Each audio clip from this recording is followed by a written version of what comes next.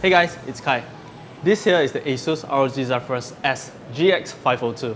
As you can tell, it's a thin and light gaming laptop, and here in Singapore there are basically only two variants, the only difference between them being the GPU. You can get either an RTX 2060 or an RTX 2070. The model that I have right here is rocking the RTX 2070, but first, let's talk about the design. As you can tell, this is a thin and light gaming laptop, but Asus did not do anything extreme. If you put thin and light on the extreme end of each scale, this will come in right in the middle. It's pretty well balanced throughout. The laptop weighs 2 kilograms and comes in at just under 20 millimeters thick. The lid features a brushed aluminum surface with a single ROG logo that lights up quite dimly. All in all, it doesn't shout gamerish and it pretty much looks like any other standard laptops out there. Now if you open up the laptop, you'll be greeted with a really nice display. This here is a 15.6-inch 1080p IPS display that is capable of 144Hz and is also G-Sync supported. Color-wise, it covers 100% sRGB and is also Pantone validated. Needless to say, you'll definitely enjoy watching content on this laptop, while playing games will be even better thanks to that high refresh rate and G-Sync support. Now the interesting thing about this laptop is that you can actually run either Optimus or G-Sync. You just have to launch Armoury Crate and you'll be given the option to choose either of them. Do note that, however, choosing either one of them will require a restart of the device. Also to note, this is the first laptop that I've used in this range that does not come with a webcam. Personally, I do not mind it, but a slight bummer is that you will never be able to use Windows Hello. Moving down, we have a keyboard, and I'm glad that they stuck with a traditional layout this time around, unlike the GX701 or GX531, where you will find that the keyboard has been pushed down similar to the ZenBook Pro Duo to make room for cooling up top. As you might know, I do not like the typing experience on those kind of layout, so this typing experience is much better for me, with good key travel and a nice click. Of course, apart from typing, it's great for gaming as well, and as you can see, it's definitely RGB through Asus Aura Sync software. On that note, you also get a few dedicated buttons up top, which I felt was nice to have. You get a volume down, a volume up, a microphone mute switch, and an ROG button which launches Armoury Crate. Next is the trackpad. It is decently sized and it runs Windows Precision drivers. I could get through my day using the trackpad, no hiccups at all, and it's generally fine for any kind of daily task. Gaming, however, I'll still suggest to get a mouse.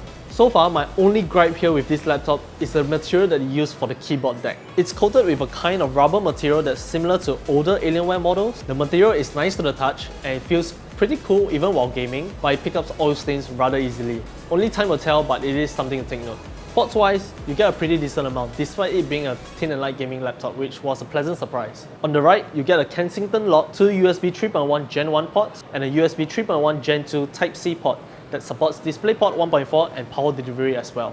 Moving to the left, we have the power jack, an RJ45 Ethernet port, HDMI 2.0, a USB 3.1 Gen 2 port, along with dedicated mic and audio jack. Now in terms of battery life, you get about 4 hours when using it casually, or about 1 hour and 15 minutes if you're gaming.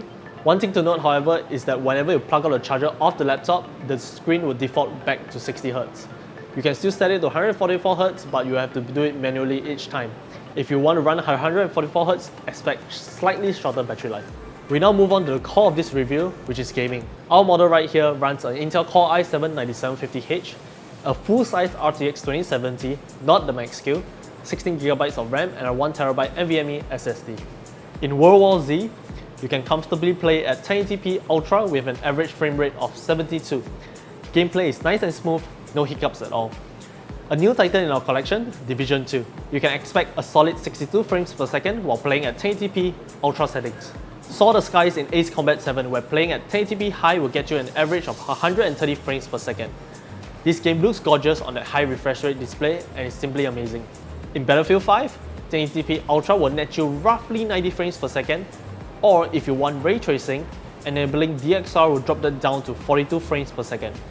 In my opinion, the game still looks amazing without DXR and it's much more enjoyable to play, especially given that high refresh rate display. Far Cry 5 is another new title we have on hand which pushes the system much harder.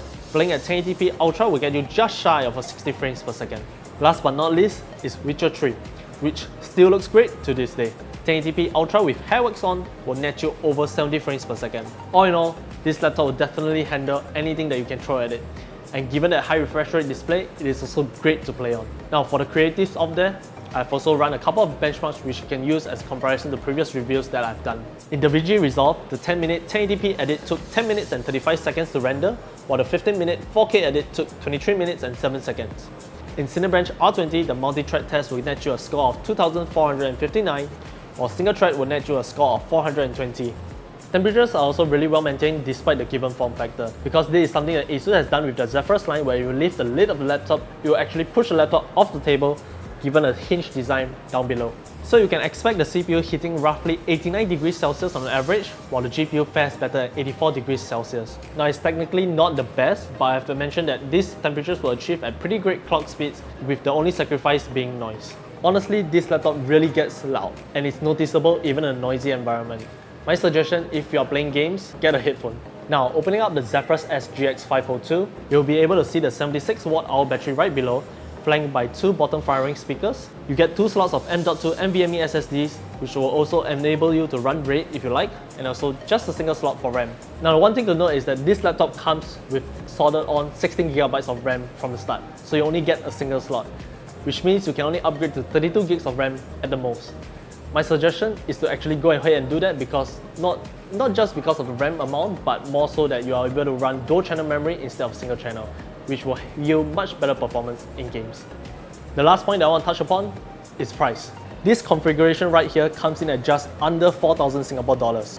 Is it worth that much? I think that depends on you. If you're looking for the utmost in portability, look elsewhere. If you're looking for the utmost in performance, look elsewhere too. But if you're looking for that balance between portability and performance, the Zephyrus S GX502 might be the laptop that you might want to look at. Overall, I have to say though that this laptop has been a joy to use, and it does tick most of the boxes in what I want in a laptop. That's it, those are my thoughts. If you have any questions, drop us a comment down below. Subscribe to us if you haven't, follow us on Facebook and Instagram. Till the next one, see you.